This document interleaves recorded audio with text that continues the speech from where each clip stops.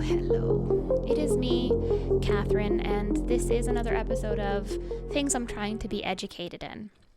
The title of this specific topic that I'm trying to be educated in is white guy crime. And the reason I say this is because crime seems to mean different things to different people or different races. And depending on what you look like, crime means different things. I asked my friends and a few family members what they thought it meant to be criminal or what they thought crime was. And I got a lot of really different varied answers here. I got a criminal as someone who inflicts crime onto someone else, which is technically true. I got someone who steals something from someone, which is a little too specific, but also not wrong. I got being a criminal as someone who intentionally breaks laws. And none of those that I have just listed were wrong. I mean, technically. But it was interesting to me that these definitions, while they kind of worked, they definitely are imposed on some people more than others. And this kind of idea of criminality seems to be specifically assigned to people of color over, our stereotypical white man who can literally, and I mean literally, embezzle millions of dollars and scam people. And I'm talking like out of their cash, their capital, their livelihoods. And these people don't spend any time in jail. And we can boil this down to obviously systematic racism that is going to exist within our prison system, or simply not just the prison system. If we're being honest here, this systematic racism exists all over society and every part of our world. It's just embedded into. And North America specifically has a model of crime that I feel excuses white men, and hence why this is kind of focusing on, quote, white guy crime.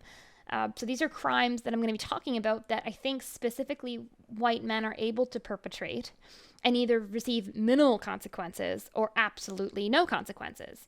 And I think that there is a lot of conversation about criminality just in general and what being a criminal looks like. But I think that something that we're kind of missing when we're having these conversations is that if you are a well-dressed, well-educated, well-spoken man, you don't fit this kind of stereotypical description of what it means to be criminal. So I'm going to start with a connection that I've kind of made.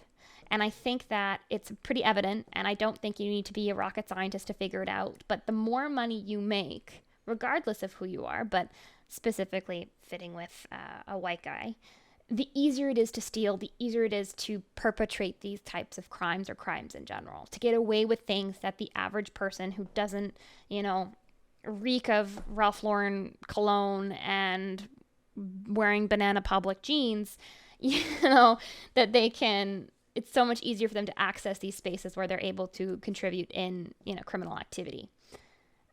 Each man that I am going to be talking about today, I'm going to focus on two specific guys, are in very different situations at this present moment of time. And by that I mean one is actually dead, which kind of makes me feel bad to talk about what a dipshit he is, but I'm going to anyway because I think it's important. And the other one has been almost punished, is still alive and kicking, and is actually technically right now serving the President of the United States, our great old orange Cheeto POTUS, and is continuing to bury charges of his criminal activity. And so if you haven't figured out who the two people that I'm going to be talking about are, the first is Jared Kushner, and the second is Jeffrey Epstein. I will say, while I'm talking about Jeffrey Epstein, I'm going to issue a very small trigger warning. I'm not going to talk about anything too graphic or depict anything too graphic, but I do think it's important. Any victims of sexual assault, anybody who has had to deal with any of the impacts of human trafficking, maybe, kind of brief yourself, take a minute, make sure you have a cup of tea, coffee, whatever, access to something fuzzy to snuggle with. I don't care, whatever floats your boat. And yeah, we're going to get right into it. So, I want to start with saying, I don't have anything personal against billionaires. And I think this entire episode is going to give off major vibes of me hating money, of me hating, capitalism, the states, white men. Honestly, I don't have anything against any of these things individually, or really that personally. I do have a problem with people who take advantage of other people. I have a problem with people who exploit capitalism and the freedom that comes along with living in the States. And I am normally quite skeptical of white men, which I think is fair because I am a woman. I study sociology and psychology. I pay attention to politics, So, take what I say with a grain of salt. But the purpose of this episode is, I think, mostly to expand on what people see as criminal and kind of learn about specific crimes that a white guy can perpetrate. Not only that, but that there are these kind of stereotypes connected to crime and who commits crime. And to even take that a step further, I think it's important to kind of take into consideration that some of the things that I'm going to talk about aren't even specifically deemed illegal. And they definitely should be. But crime itself is embedded in policies and procedures if it benefits people who are making money in that kind of upper 1%. A really interesting article that I read in kind of preparing for this project is that is done by, actually, I'll tell you that first, the Sentencing Project, which is an organization in the States. And it was found that African Americans are incarcerated in state prisons at a rate that's 5 times higher than their white counterparts. And that's not really a shock. So their overview for that was 38% of their inmates Black, 21% Hispanic. So 59% of that population are only people of color. And I know we'll be talking mostly about the States, but Canada is very similar, and I don't think we should be patting ourselves on the back because Canada is such a step up. Indigenous people represent about, and this is like a rough estimate, 5% of Canada's population and make up to 30% of the inmate population of various types of incarceration. So federal, provincial, whatever. And these numbers have consistently risen over the past 10 years. So crime does have a color, and that color is is constantly being depicted. Sorry, depictedly is not a word as much as I wish it was, because that sounded really cool. But are constantly being depicted as Black and brown people, right? So I think that's really important to start with. And I also think that we should take a minute to talk about defining crime and what crime is, or at least according to the Merriam-Webster dictionary. Which I did have a hard copy of, if anyone's interested.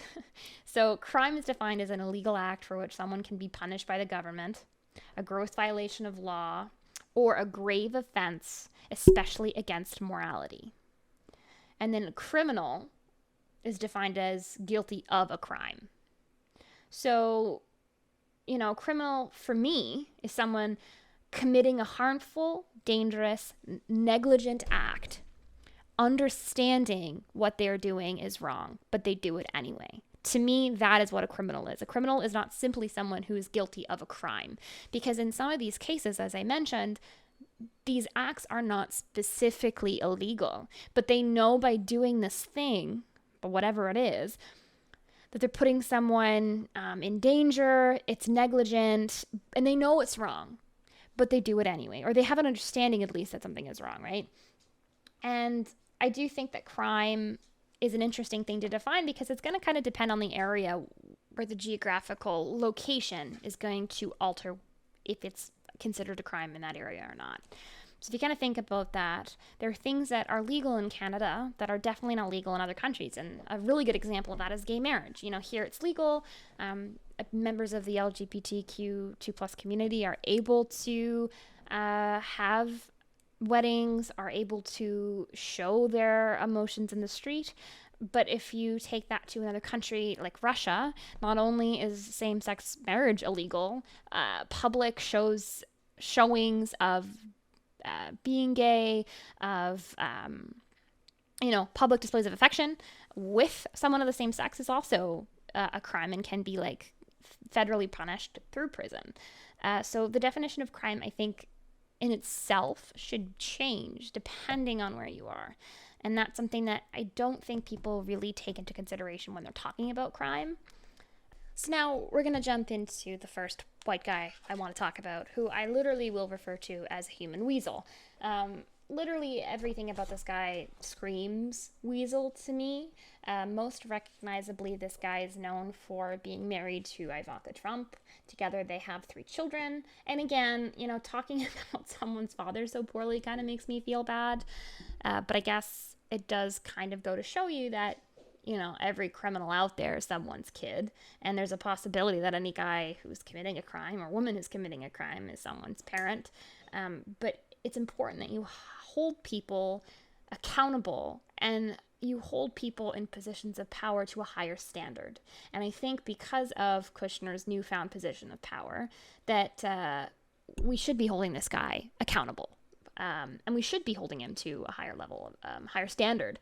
And yeah, this guy has always had social capital, economic capital, but now that he is the son-in-law to the president, and he's being tasked with enormous responsibilities, like saving the Middle East and cybersecurity and all kinds of incredibly difficult tasks, it doesn't make a difference who you are when you are committing acts of violence or trauma to people. You should be held accountable. So we're going to talk a little bit about kind of his background.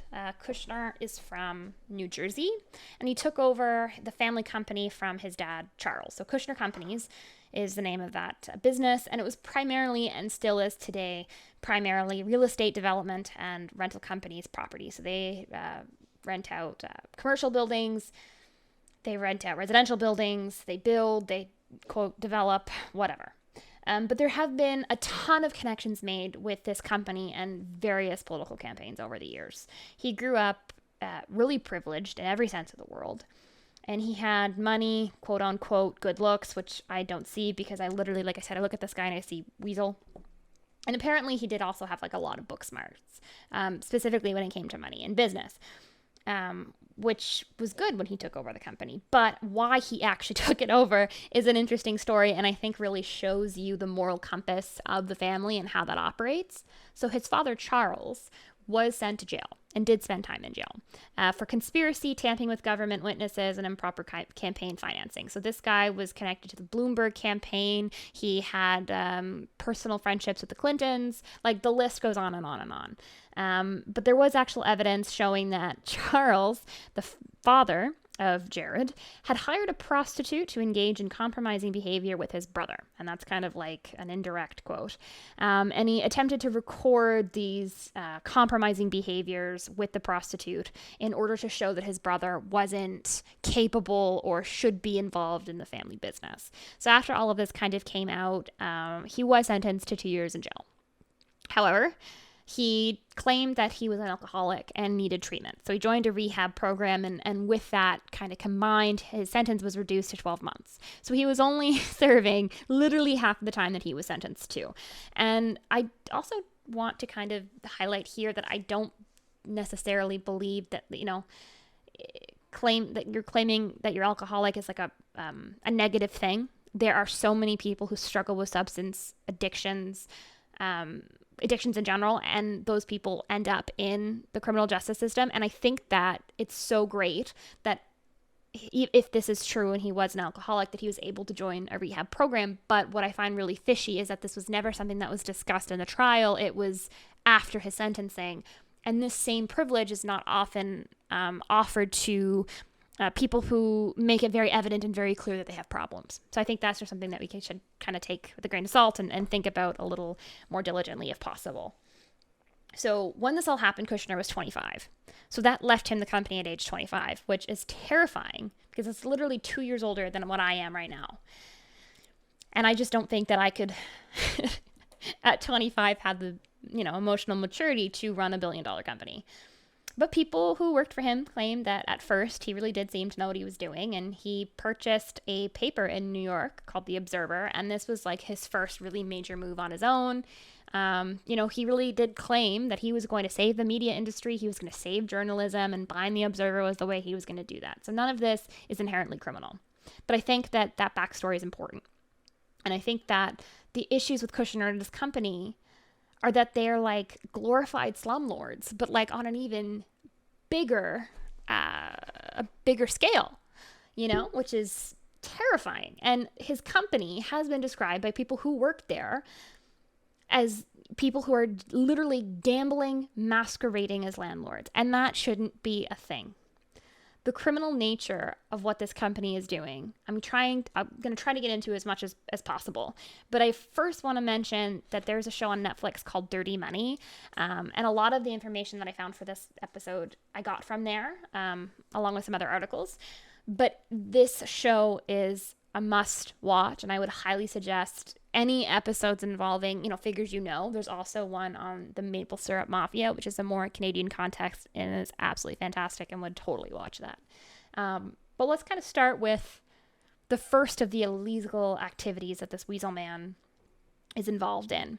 And the first thing is called construction harassment. So essentially, construction harassment is a tool used by developers and landlords in which they make the lives of their tenants a living hell.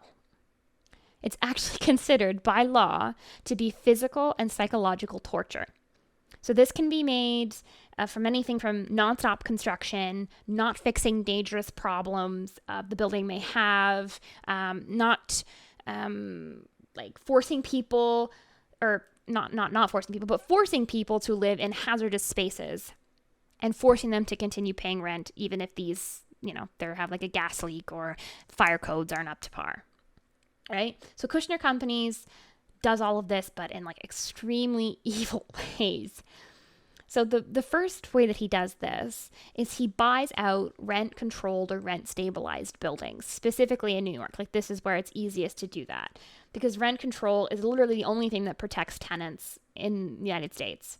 And rent in these areas are really high. So, like if you've watched the sitcom Friends, like this is the best way that I can kind of think about it. That's how Monica is able to afford her apartment in the first few seasons, because she was illegally subletting it through her grandmother who had died, but her grandmother had been on that rent for years, and it was a stabilized or rent-controlled building. And her rent had been the same since like 1960, right? So rent stabilization really only happens when the buildings have a great amount of older units or relatively older apartments.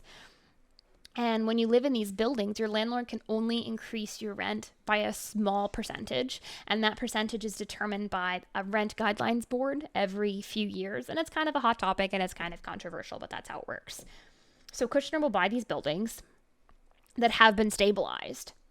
And he takes this somewhat adequate housing, and he decides that he needs to make more money than what he's making off of it. But because of these policies and laws, he can't force anyone out of their unit because the unit is protected.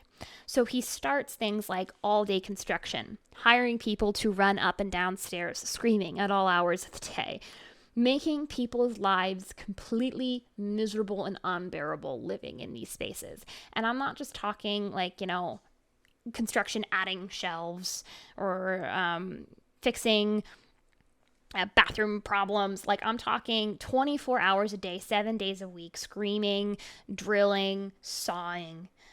One lady in the series described that everyone in the building but her had left. And she now is the only original tenant of that building because she knew her rights and stayed. And was miserable, but didn't bend. Which is kind of admirable, but also super sad. If that isn't enough to just make you feel sick to your stomach, I can only promise you that it does, in fact, get worse. So there's another thing that Kushner Company does that is scamming tenants out of thousands of dollars each. So a couple $1,000s doesn't really sound like a lot of money. But when you take into consideration how many victims Kushner has and who those victims are. Like, these victims are not people who have an abundance of cash. They're people who are typically paying paycheck to paycheck. So scamming people or ripping people off at this large of a scale should be criminal. But it makes it even worse that we're talking about people who are potentially more vulnerable than someone else. And also, it's not just 10 buildings that he's scamming tenants out of money, or not even 100 tenants or 100 buildings. It was reported that Kushner Companies has about 20,000 multifamily residential units. So that's a lot of people being scammed a lot of money, which just kind of makes everything even sadder. And I could think a question you might have at this point is, okay, Catherine, you're saying he's scamming people, but what exactly are they doing that is stealing from their customers? And it's set up in a way, and this is what I mean by not everything criminal is technically illegal. And how he is, or this company is taking advantage of people is technically within the, realms of the law. So let's say that you are renting a property from Kushner Companies and the rent is $900 a month, but it's Christmas and you're late on your rent. Just once. You're behind. So you get charged a $50 late fee and then additionally a $50 court fee so that $50 fee can be processed. And then the next month's rent comes out. But what the company doesn't tell you is that $50 of late fees and $50 of court fee gets taken out of your next month's rent. So instead of paying, $1,000 in rent the next month, you just pay the $900 that you believe that you owe. But that means that you're $100 late because you're supposed to be paying them $1,000, but you've only paid them $900. And that cycle just continues and goes over and over and over again until you either notice that you're paying really strange fees or, because you're being sued by excessive late standing rent bills and are trying to be evicted from the building. And that is what really screams criminal to me, is that the tenants that are in these positions and are being scammed and owe thousands of dollars, they don't know what's going on. They don't know why they owe this money. It's not explained. It's written in such tiny small print on the bottom of the lease that nobody even understands what it's saying. And the company really, isn't interested in evicting. It doesn't want to lose people because the people, the bodies in those buildings, in those units, equal money. But they do want to squeeze out every penny from every person that's living there, regardless of any ethical consideration for their well-being, regardless of how vulnerable these people are. Kushner Companies isn't interested in the bottom dollar, period.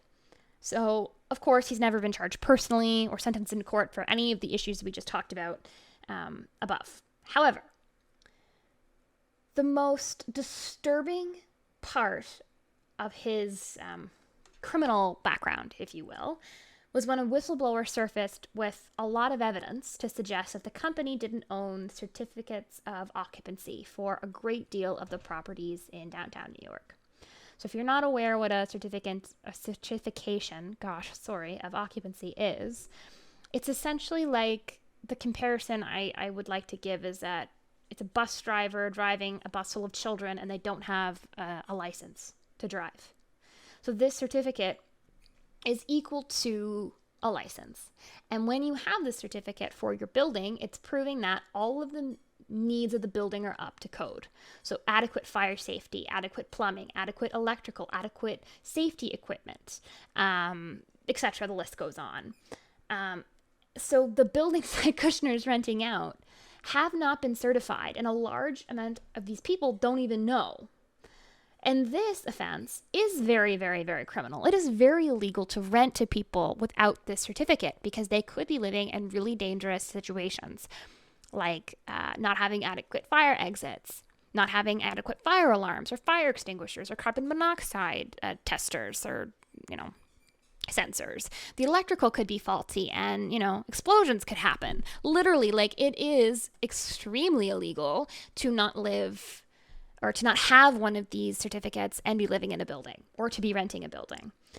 But even though people have pointed this out, and nonprofit groups have created adequate pattern forms trying to really catch Kushner Companies in the act, because of who he is, because of the connections that he has, he hasn't spent any time in jail. He hasn't spent any time paying back any of his victims, nothing. He literally has an office in the White House, and that is where he's doing right now and what he's doing. Today, with our lovely orange POTUS being kind of booted out for, less trashy trash, we do have some hope that possibly Kushner could be held accountable with having less attachment to political powers, but There's no talk on any blog, any website that I've been able to see saying that anything like that is even likely to happen. So, with that said, we're going to move on to talk about another really horrible, horrible, horrible man. And again, I kind of feel bad talking about him too, because this guy is actually dead. So he can't defend himself. He can't try to become a better person, et cetera, et cetera, et cetera. Not that I do think that he would try to be a better person, because the more I've learned about this guy over the past few weeks has really showed me some pretty damning evidence that he is just literal scum. And if Kushner is like a weasel to me, then Jeffrey Epstein is like the naked mole rat of humans. Like, he's just scum and then make it scummier. This guy, this man or boy, I don't think any man would behave the way that he's been documented as behaving. Hurt so many people. And what makes it worse is that he was allowed to get away with it again and again and again and again. And I think that you could literally, like, I could devote, or anybody could devote an entire podcast just talking about how horrible and scary this man is, but I don't have the emotional strength to get into it, nor do I think anybody should have the emotional strength to actually listen to any of this. But an article written by Vox did do a really, really good job at explaining not just his most recent sentencing, but the very first time back in 2007 that he was given any punishment at all. And I will also suggest a Netflix series about him if you are interested in learning more about how horrible this guy is. There is a few episodes, I think it's like 6, and they go into full detail about his entire life, his entire death. And there was honestly so much information that I couldn't include all of it. But what I really liked about this series is that you do hear from the victims, and you hear their stories and feelings that they have about his sentencing, about the lack of accountability he was held to, and how the women felt. And I think that's something that a lot of these stories of, rich guys hurting people, what we're missing is the voices of the victims. In a lot of cases, they are silenced via, financial means or NDAs or whatever. And I think that this series does a really good job at allowing the victims to have a voice. So 10 out of 10 recommend that one as well. And the first look at his sentencing, he was arrested, I believe, in 2007. But he made a plea in 2008 to save his own skin. And he was able, the first time, to avoid federal prosecution. So he pleaded guilty to soliciting for minors for prostitution. So Jeffrey Epstein's big game was the solicitation of sex workers, but these sex workers were minors. And they weren't sex workers, they were just girls who were tricked and coerced and manipulated into performing sexual acts. Just to kind of give you a little outreach if you haven't heard about what he's done. So in 2008, a Florida state court did all that they could to hush all of the victims by creating different non-disclosure agreements for them after the plea was made, but didn't actually go through any of the plea deal with any of the victims' lawyers at the time, so back in 2008. And kind of making things even more cringe, the article does discuss how Epstein's his whole team, the demands were not focused on anything other than silencing the victims and shutting out the victims' testimony because they were minors, right? So his prison sentence was utterly repulsive back at the time. So he had 13 months served in county jail. But what people don't actually talk about how he served that 13 months was that he was on work release for 6 of the 7 days of the week that he was there. So he was allowed out, I believe it was 8 hours, but it could have been more a day, while he was, quote, serving his time in jail. He was allowed to leave, which is kind of, and, correct me if I'm wrong here, but the point of jail is that you can't leave. You have to reflect on the shitty shit that you've done. But not Epstein. He got to go to work.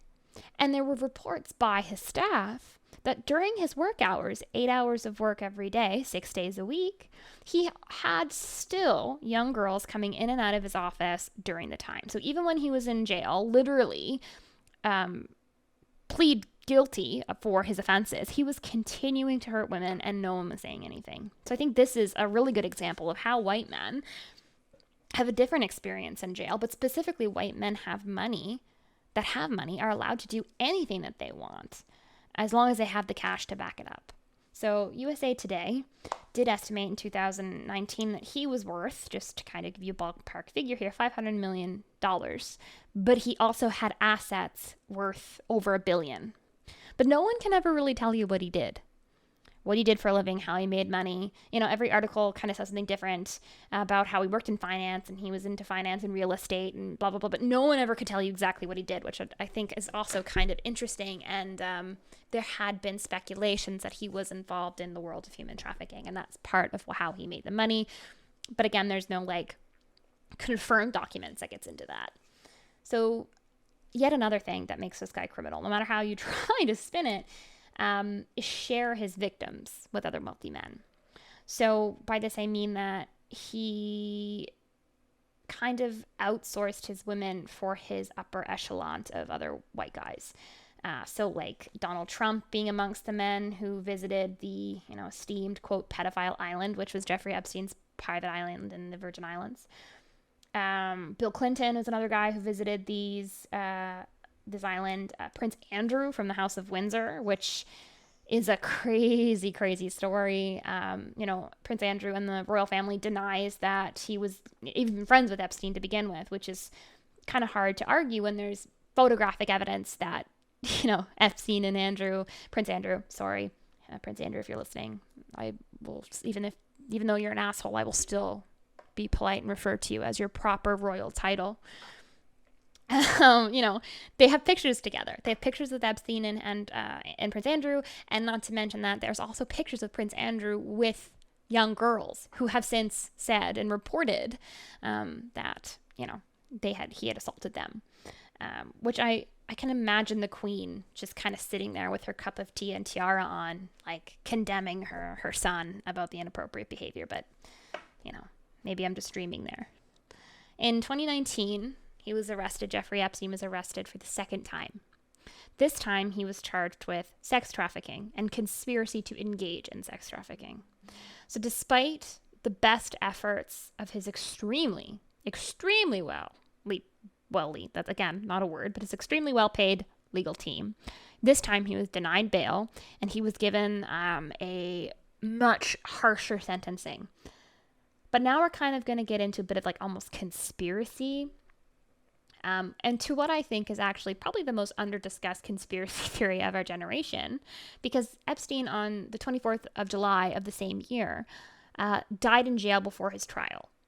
So technically when you die pending trial, all of your crimes are erased, which is just another complete slap in the face to the victims. But I'm going to read to you the FBI's official statement on the issue. So this is taken right from the report.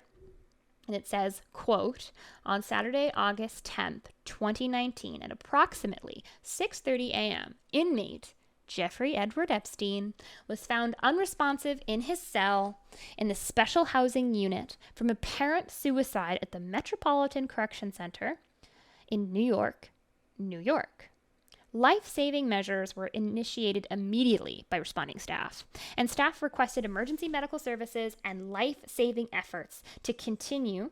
Mr. Epstein was transported by EMS to a local hospital for the treatment of life-threatening injuries, and subsequently pronounced dead by hospital staff. The FBI is investigating the incident. Period. And that's it. That's all they ever said. But to make things more suspicious, the autopsy report was analyzed by a lot of forensic pathologists. And one guy said the marks, the bruises, everything that was found on the autopsy did not indicate suicide, that the injuries were simply better fit to any act of aggression, and there was just no way it could be self-harm. So there's a lot of speculation that somebody killed him. Now, I'm not trying to suggest that, this is a crazy under-ops condition and, someone was hired out to kill this man, but there had been rumors that Epstein had proof of, again, the Great Orange POTUS being involved in his schemes, And there was rumors that he was trying to make another plea deal in order to prove that the good old Donald Trump was complicit in these crimes. So exchanging this information for a lesser sentence, so that way there was solid evidence that, the president had been involved in these sex trafficking scandals. There's also rumors and talk about how Epstein had kind of hired someone to kill him, but that one to me doesn't really make any sense because he actually could have just, committed suicide and still would have had the same result. And it's possible that, he really didn't want to spend his life in jail and someone gave him the option and he took it and he didn't want to face his victims. So he did what he had to do to kind of take the coward's way out. And to me, this is once again an example of how white men are treated differently in the criminal justice system. No matter how you look at it, there's perks to having this giant bank account. So Epstein had hundreds of victims who all were utterly devastated by the fact that they didn't see their day in court. They were not allowed to give their testimony. There wasn't a way for them to be heard, which is absolutely terrifying. And like I said, the documentary does an excellent job at kind of allowing that to be heard and those voices to be heard. So yeah, that's the weasel and the naked mole rat. That is two of the cringiest white criminals that I could find. And mind you, there are so many more. I could have talked about Donald Trump. I could have talked about Bill Clinton. I could have talked about Prince Andrew, which, there's probably no information on anyway. But I think what I hope, rather, that you guys are able to get from this is that, who you are matters in the state. Who you are matters to the law. What you look like makes a difference. And no, me being a white woman, I can't change that. I can't make myself look differently. And that's okay. But what I can do is hold myself and other white people accountable for their actions, and I can try to make things better for the next person who isn't as privileged and as lucky as me. So those things I really hope that you are able to leave and think about. Would a black man have been able to get the same treatment in jail as Jeffrey Epstein his first time around? Would he have been granted work release? Would a Indigenous man in Canada be offered rehabilitation for alcoholism? Or would he have been forced to suffer while being incarcerated? And these are real issues that happen every single day in North America. And I'm sure other parts in the world as well, but I don't have the information to speak on those. With all that said, I promise you, I am trying to be educated and I'm trying to continue my education on this topic. Thank you for listening to me for all 39 minutes. This episode was brought to you by my innate yearning of getting an A in any class that I may participate in. So I hope that all of you guys have a great holiday season. By all of you guys, I mean mostly the professors that I'll be sending this to, but hey, who knows? Maybe I'll post it and send it somewhere and give all of you guys all of this juicy tea. So, XO.